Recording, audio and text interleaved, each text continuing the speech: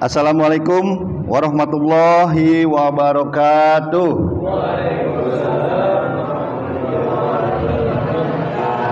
Alhamdulillah, semangat. Yang jawab salam udah pasti nih. Satu keyakinan. Kejebut. Yaitu apa? Beriman kepada Allah Subhanahu wa taala. Karena jujur sekarang kalau menjawab salam itu main asal aja ya, Bu, Pak ya. Kadang ada yang ngomong salam itu Assalamualaikum, nggak jelas, padahal itu merupakan ejekan. Zaman Rasulullah juga ada, Rasul pernah diejek, tapi dia nggak dibales, malah yang bales istrinya. Tapi paling tidak kita harus tahu jawab salam itu harus baik ketika kita coba memberitahu kepada anak-anak kita, didikan kita. Pasti kita harus bisa memberitahu Assalamualaikum warahmatullahi wabarakatuh. Apalagi jangan sampai disingkat ASS, bagaimana bro gitu. Ya kan? Artinya beda Bapak Ibu. Baiklah, bismillahirrahmanirrahim. Hamdan wa syukron lillah, wassalatan wassalaman ala rasulillah. Rabbi shrah li sadri wa yassir amri wahlul 'uqdatam min lisani yafqahu qawli, amma ba'du. Alhamdulillah, tak ada kata yang seindah kita ucapkan di kala suasana apapun, yaitu dengan menyebut Alhamdulillahirabbil alamin ala kulli hali wa nikmatin. Selalu bersyukur atas nikmat iman, Islam, dan juga nikmat sehat wal afiat. Apalagi kita dipertemukan seperti yang dibilang Bapak Hari tadi. Yang pertama diawali dengan sholat subuh, dan yang kedua yaitu kita pergi ke taman-taman surganya Allah hari ini. Semoga kumpul dan hadirnya kita di sini menjadikan kumpul dan hadirnya kita kelak di yaumil akhir di taman-taman surganya Allah Subhanahu wa taala. Amin ya rabbal alamin. Baik, salam dan salawat tak lupa kita junjungan kepada Nabi yang mulia, pembawa akhlak yang mulia, suri tauladan kita, yaitu Nabi Muhammad sallallahu alaihi wasallam. Allahumma shalli wa sallim wa barik alaihi. Dan juga tentunya bagaimana menjaga akhlak mulia itu, salah satunya menjalankan sunnahnya satu aja. Apa itu Pak Asep? Wudu ya, jaga wudu. Itu juga udah paling penting, dan nanti ada hubungannya sama taubat atau juga tidak melakukan kesalahan. Jadi orang kalau udah punya wudu itu biasanya dia tuh nggak akan banyak cincong. Teman saya tuh pernah tuh begitu. Dia tuh jadi kalau mohon maaf ya, kalau dia buang gas, dia kentut, dia pasti udah hanya wudu. Dia bercanda-bercanda sama temannya, dia wudu. Padahal belum waktunya sholat, dia tetap menjaga wudunya, masya Allah. Baiklah, yang terhormat para penasehat dan para sesepuh pagi ini, ada juga bapak-bapak di sini ya. Ketua DKM dan juga para wakilnya, ada Pak Farhan Hidayat. Mohon izin untuk menyampaikan satu dan dua hal, juga Pak Endar Prasetyanto, juga marbot kita yang saya hormati yaitu Pak Bandi, dan para warga Villa Gading Permata, dan juga para calon ketua VGP ya, ketua paguyuban VGP. Nomor 1, 2, 3 hadir. Satu mana nih? Oh saya celana. Satu. Aduh. Ya, saya Al-Fakir R. Asep Muin Hidayat mencoba menyampaikan beberapa hal yang mungkin hari ini bisa bermanfaat bagi Bapak Ibu semuanya di sini. Mohon izin dulu, bagaimana kabarnya Ibu? Sehat? Alhamdulillah ya. Pagi ini Bapak juga semuanya kelihatan sehat walafiat. Silakan Pak sambil buka-buka diminum makanannya. Kita santai aja ya, kongkow. Ya, yang pastinya pagi hari ini kita terus bertawakal pada Allah Subhanahu wa taala. Jadi yang pastinya takwa terus sampai kapanpun, takwa dalam kondisi apapun harus takwa kepada Allah Subhanahu wa taala. Gundah gulana gelisah tetap takwa pada Allah.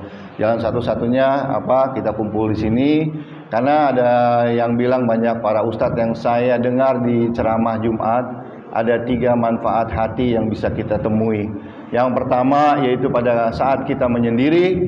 Yang kedua pada saat kita mendengarkan ayat suci Al-Quran. Dan yang ketiga apa? Mencari taman-taman surganya Allah Subhanahu wa ta'ala, seperti pada saat hari ini.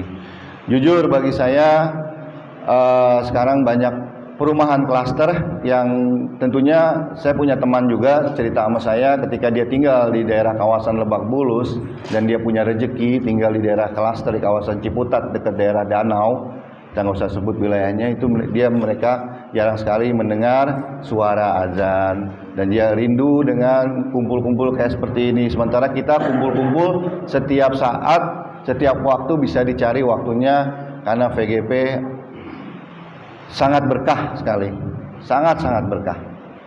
Jadi kalau saya cerita dia, enak banget loh ya tinggal tempat itu. Ya udah emang qadarullah seperti itu. Alhamdulillah kita jaga silaturahmi kita. Dan kemarin saya juga dengar di pas acara Yasinan Pak Ustadz Farhan cerita, alhamdulillah kita nih di Villa Gading terus bisa guyup, bisa tiap malam Jumat kumpul Yasinan. Pak Ustadz Farhan kemarin juga punya rekanan di daerah Pondok Indah. Di sana malahan ada yang meninggal 3 hari baru kelihatan. Dan yang kumpul bukan para kayak kita jemaah atau warganya, malah para pembantunya yang di luar kumpul. Masya Allah. Astagfirullahaladzim.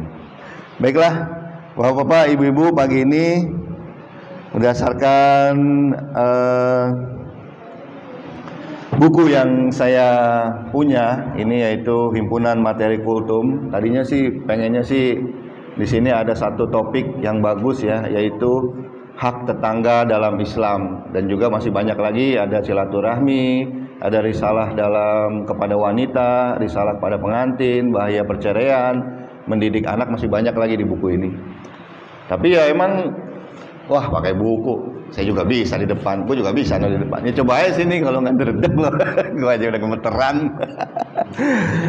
Oke. Kita awali ya, paling tidak saya pengen tanya, apakah di antara kita ada yang tidak pernah berbuat salah? Ada nggak? Dari mulai zaman ketika kita masih balita sampai kita sekarang dewasa, ada nggak yang tidak pernah berbuat salah? Pasti ya, pasti tidak ada ya, pasti berbuat salah ya, Pak ya. Nah, karena jujur kita ini makhluk manusia ini tempatnya salah, dan kesempurnaan hanyalah milik Allah. Dan terkadang beberapa kali kesalahan dibuat terus oleh kita. Dan yang pastinya itu merupakan perbuatan yang sering ataupun beberapa kali kita lakukan tanpa kita sengaja ataupun disengaja. Nah, yang pasti Allah juga akan tetap membuka pintu taubat jika kita punya banyak kesalahan. Nah, yang pastinya ada yang tahu nggak di sini apa artinya taubat? Ada nggak? Adik-adik ada yang tahu nggak artinya taubat? Kembali ke jalan Allah dan menyesali perbuatan. Ya betul. Dan arti taubat itu berasal dari bahasa Arab, yaitu taubah, yatubu taubatan, yang berarti rujuk atau kembali dari jalan yang jauh ke jalan yang lebih dekat, yaitu kepada Allah Subhanahu wa ta'ala. Arti taubat menurut istilah para ulama ialah membersihkan hati dari segala dosa, begitu. Nah, kita lanjut lagi ya. Rob kita adalah Rob yang pemurah, dan ini ada namanya, yaitu sudah pasti sering sekali diwiridkan, yaitu ya Rahman ya Rahim ya At-Taubah, yaitu ya At-Tawwab, yang pastinya yaitu yang maha penerima taubat. Dan Allah juga mencintai orang-orang yang bertaubat dan senang terhadap taubat hambanya. Apabila dia bertaubat, Allah Subhanahu wa ta'ala memberikan kesempatan kepada kita untuk bertaubat apabila kita melakukan dosa sebelum ditulis oleh malaikat kiri atau pencatat amal buruk. Nah, jadi di kanan kiri ini ada malaikat yang selalu mendampingi kita, yang selalu mencatat amal dan kebaikan. Maha pemurahnya Allah, yaitu apa? Ketika kita mau berbuat kejahatan, itu udah pasti mau berbuat kebaikan udah pasti niatnya sudah dicatat. Tapi kalau kita mau berbuat keburukan dan keburukan kita jalankan, Allah ngasih kita waktu untuk bertobat. Waktunya berapa Pak Bu? Di sini ditulis waktunya 6 jam. Nah, a'udzubillahi minasyaitonirrajim. Bismillahirrahmanirrahim. Nabi Muhammad SAW bersabda, yang artinya sesungguhnya malaikat yang berada di kiri atau penulis amal buruk menunda penulisan keburukan selama 6 jam. Pak Bu, bayangkan selama 6 jam dari hamba muslim yang melakukan kesalahan. Jika hamba tersebut menyesal dan meminta ampun kepada Allah Subhanahu wa taala, ia melemparkan, atau malaikat itu melemparkan kesalahan itu, dan jika tidak niscaya akan ditulis satu kesalahan. Hal ini diyakinkan, yaitu lewat atau diriwayatkan oleh At-Tabari dan Al-Baihaqi, dan juga diihsankan oleh Al-Baini. Nah, jadi seperti itu ya Bapak Ibu. Jadi ada tempo. Begitu pemurahnya Allah Subhanahu wa taala kepada kita.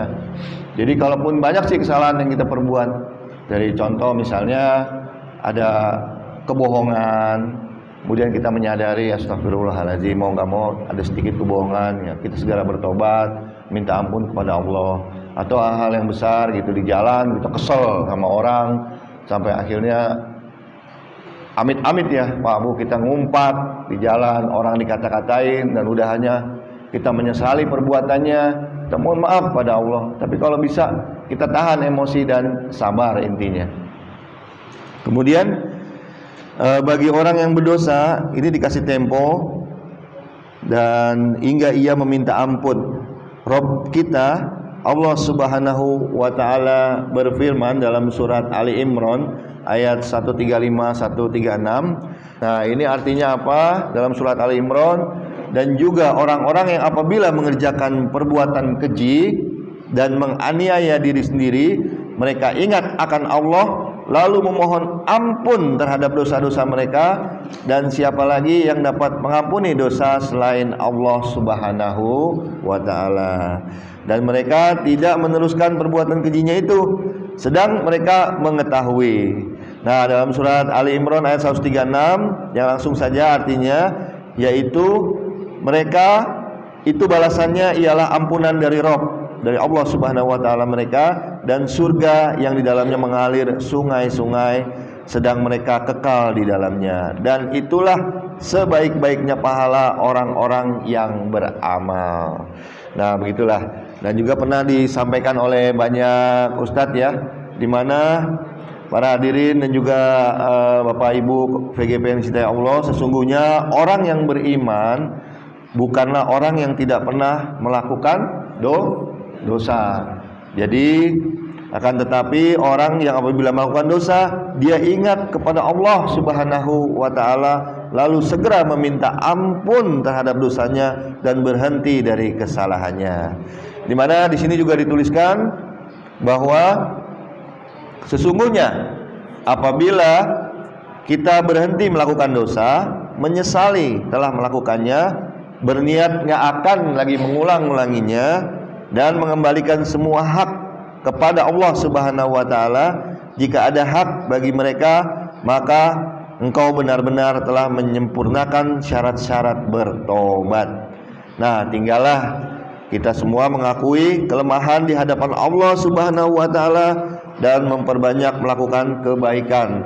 Sesungguhnya kebaikan dan amal-amal sholih, karena amal-amal yang kebaikan dan juga amal sholih itu akan menghapus dosa-dosa dan kesalahan. Nah, ujung-ujungnya tetap kebaikan ya Pak Bu ya. Jadi kalaupun kita banyak melakukan kesalahan atau apa, sedekah kepada orang tersebut dan mengakui kesalahan kita kepada Allah. Syukur-syukur kalau kita punya rekanan atau punya kesalahan atau orang yang pernah kita membuat kesalahan, ini kita minimalisir dengan apa? Selalu minta maaf kepadanya, dan jangan berlarut-larut, karena saudara seiman 3 hari tidak melakukan taubatan atau saling bersilaturahmi, maka akan akan memutus dari silaturahmi itu, dan jadinya kesana kedepannya juga tidak enak hubungannya. Kita melakukan taubatan juga kepada rekan-rekan, pada tetangga, pada orang-orang terdekat juga jangan sungkan ya, kita melakukan kesalahan dan terus berbuat baik, karena perbuatan baik itu akan mengubur kesalahan-kesalahan kita di masa lalu. Di sini ada persoalan yang kadang-kala terlintas di benak banyak orang, dan kita juga semua selalu bertanya-tanya nih. Sebagian orang juga banyak bertanya tentang, yaitu banyak orang yang bilang nih, saya ingin bertobat Pak, tetapi dosa saya sangat banyak sekali. Saya telah melakukan dosa ini itu saya lakukan, dan kadang masa lalu saya sungguh sangat suram. Apakah Allah akan mengampuni apa yang telah saya lakukan pada tahun-tahun yang sebelum saya lakukan dosa? Nah, kemudian sesungguhnya ini bukan hanya persoalan kita semua, tetapi banyak sekali orang yang ingin bertobat bertanya tentang hal ini. Mungkin di antara kita, benak kita juga hal seperti itu ditanyakan ya. Kadang masa-masa lalu kita ya seperti apa gitu, kita berbuat dosa, apakah di tahun-tahun ke depan ataupun saat ini kita masih terus bisa berjalan dan mengingat dosa-dosa masa lalu. Ya itulah, ini bukan hanya persoalan kita, dan yang pastinya orang yang ingin bertobat bertanya tentang hal itu, ketahuilah wahai Bapak Ibu semuanya bahwa taubat menutup dosa-dosa sebelumnya. Dan yang pasti diriwayatkan oleh hadis qudsi di sini, ini cukup panjang ya, yaitu diriwayatkan oleh At-Tirmizi Syahih Al-Jami nomor 4338. Nah, di sini artinya yaitu wahai Bani Adam, atau wahai anak Adam, maaf, sesungguhnya engkau selama masih berdosa dan mengharap kepadaku, niscaya aku mengampuni dosa-dosa yang ada padamu, dan aku tidak peduli berapapun banyaknya. Wahai anak Adam, jikalau dosamu mempunyai puncak atau mencapai puncak langit, kemudian engkau meminta ampun kepada Allah Subhanahu wa ta'ala, niscaya aku mengampunimu dan aku tidak peduli. Wahai anak Adam, jikalau engkau datang kepadaku dengan kesalahan sepenuh bumi, kemudian engkau menemuiku dalam keadaan tidak mempersekutukan sesuatu kepadaku, niscaya aku datang kepadamu dengan ampunan sepenuhnya. Atau yang tadi ya, sepuncak langit. Sementara itu Nabi Muhammad SAW bersabda, itu orang-orang yang bertobat dari dosa seperti orang yang tidak mempunyai dosa. Nah, ini diriwayatkan oleh Ibnu Majah Sahih Al-Jami nomor 3008. Nah, di mana persoalan lain di antara persoalan-persoalan taubat yang juga ditanyakan oleh orang-orang dan ingin bertobat ialah bahwa seorang manusia terkadang berniat ingin bertobat dan memulai lembaran putih atau lembaran yang baru dalam kehidupannya, akan tetapi ia takut terhadap apa? Terhadap teman-temannya dan rekan-rekannya, karena mereka akan memperolok-oloknya. Lo so alim lo sekarang, lo emang itu tobat ya? Karena ada yang seperti itu kan. Atau ketemu reuni orang-orang teman-teman lama, ya kan? Biasanya kan suka, wah sekarang udah ustadz nih gitu. Nah kan biarin aja urusan dia. Taubatan masing-masing kan. Dekat pada Allah itu kan wajib, benar. Karena kan kita punya hukum Islam dan rukun iman. Kemudian kita punya sunnah-sunnah Rasul yang kita jalankan. Yang pasti dalam kehidupan manusia itu ada titik di mana kita harus segera mendekatkan diri kepada Allah. Kalau cuma hal-hal yang bersifat duniawi aja ya silakan, dan itu pun akan Anda dapat dunia aja. Kadang-kadang orang yang bilang seperti itu kan, gila lo udah ustad, mau waktu sekarang sholat nih, dulu kan lo sholat belang-belang lo, udah ajan lo. Ada saya seperti itu kan, kadang ya udah cuekin aja Pak Bu, udah nggak usah terlalu berpikir hal-hal seperti itu. Dan ini maka katakanlah sesungguhnya kebaikan itu mempunyai banyak pembantu, dan kejahatan juga pasti mempunyai banyak pembantu. Jika engkau menginginkan kebaikan dan taubat dari segala dosa dan maksiat, maka dekatilah teman-teman yang apa? Yang soleh dan soleha. Ya, ini ada kebetulan Ibu Soleha ya. Emang namanya Ibu Soleha ya, Siti Soleha. Iya. Dan juga yang pastinya nih Bapak-bapak Ibu-ibu yang dirahmati Allah, Dimana jika engkau menginginkan kebaikan, tadi dekatlah oleh orang-orang atau mendekatkan kepada orang-orang yang soleh, maka orang-orang yang soleh itu akan memberikan ilmu yang bermanfaat kepada kita. Jadi dekatkanlah ustadz, ustazah, cari ilmunya. Jadi kalau ada peribahasa itu, kalau orang yang dekat sama tukang minyak wangi, wangi gak Bu? Wangi ya Pak ya. Kalau orang yang dekat sama kuli bangunan, pasti apa? Tangannya lecet-lecet tuh, karena kita pasti akan bantu-bantuin juga kan, ya kan? Terus sama orang yang ahli kitab, insya Allah kita akan juga menguasai kitab. Ya tentunya ada kitab kuning, ada juga yang menguasai tafsir-tafsir Al-Quran ya. Terus kalau seumpama kita yang dekat dengan Pak Endar, mungkin beliau memberitahukan syarat-syarat sah sholat dengan Pak Farhan. Ya kan, ibu-ibu sering sering lihat shortnya Al Hakim TV ya? Lihat Bu, di like, share, bagus manfaatnya itu. Malah beberapa short yang terakhir kemarin yang Nabi Muhammad dibangkitkan, yang dicari apa? Dia nggak mau ke surga dulu, tapi apa? Umatnya terlebih dahulu. Dan apa akan dibawanya ke telaga Al Kautsar. Masya Allah, itu saya nangis itu. Saya nangis, saya bener-bener pas ngelihat itu sampai saya kasih love, banyak banget komennya. Masya Allah ya Rob. Ya seperti itu. Juga ini termasuk masalah tobat Bapak Ibu, bahwa sebagian orang bertanya-tanya dan berkata, sesungguhnya saya bertaubat dari dosa, kemudian kembali lagi melakukan dosa, dan di saat yang lain kemudian saya bertobat, kemudian saya mengulanginya lagi di saat yang lain, apakah taubat saya diterima? Nah ini banyak sekali pertanyaan-pertanyaan seperti ini. Maka sesungguhnya taubat dari dosa bila benar dan dirimu berjanji tidak mengulanginya lagi, menyesal telah melakukannya dan engkau telah berhenti melakukannya, kemudian mengulanginya lagi di saat yang lain, maka taubatmu yang pertama telah sempurna dan engkau harus bertobat lagi. Dan demikianlah setiap kali engkau melakukan dosa, mintalah ampunan kepada Allah Subhanahu wa ta'ala dan bertobatlah dari dosamu. Inilah kondisi orang yang beriman, setiap kali ia melakukan dosa, ia meminta ampun dan menyesal dan berhenti melakukan dosa. Intinya meminta ampun dan berhenti melakukan dosa. Maka ia kembali harus segera bertobat. Nah inilah dari kata-kata di sini kita bisa simpulkan, malu juga Pak Bu ya, kalau kita melakukan hal-hal dosa. Misalnya kita nih, mohon maaf kata, bohong kepada anak gitu. Anak minta berenang, terus kita bilang apa? Kolamnya lagi dikuras gitu. Padahal bapak mamanya nggak punya duit, kita bohong kan. Nah besok anaknya juga minta mau berenang, Pak nggak berenang, dong Pak berenang lagi, sama sekarang kita berbohong lagi. Lama-lama anaknya juga akan tahu.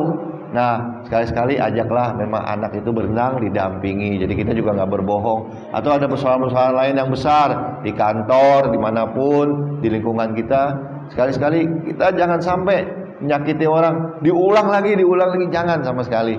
Karena hal itu hal itu akan menyebabkan orang lain juga percuma lo tobat gitu. Nah jadi kesimpulan dari hal ini memang seperti itu. Allah memang membuka selalu pintu tobat kepada kita, tapi kita kepada manusia juga kita harus tahu diri, sadar diri, jangan selalu berbuat dosa, beli banyak kebaikan, karena hal yang bersifat kesalahan dan dosa tadi akan ditutup dengan kebaikan. Nah ini ada berita gembira bagi orang-orang yang bertobat. Ini dimana firman Allah Subhanahu wa ta'ala yang memberitahukan bahwa apabila hamba bertobat darinya, niscaya ia akan digantikan dengan menjadi kebaikan atau orang yang baik. Allah Subhanahu wa ta'ala berfirman dalam surat Al-Furqan, yang dimana ini diambil dari surah Al-Furqan ayat 70 dan 71 ya. Apa artinya? Yaitu kecuali orang-orang yang bertaubat, beriman dan mengerjakan amal soleh, maka mereka itu kejahatan diganti oleh Allah dengan kebaikan. Dan Allah sesungguhnya adalah Maha Pengampun lagi Maha Penyayang. Ya innallaha wa ghafurur rahim, mana Allah Maha Pengampun dan juga Maha Penyayang. Dan orang yang bertobat dan mengerjakan amal soleh, maka sesungguhnya ia bertobat kepada Allah dengan taubatan yang sebenar-benarnya. Ya Allah, begitulah ya. Demikian kuliah subuh singkat kali ini. Ini saya singkat. Nah, next depan mungkin ada hal yang bermanfaat buat kita. Saya ambil juga dari kumpulan materi kultum.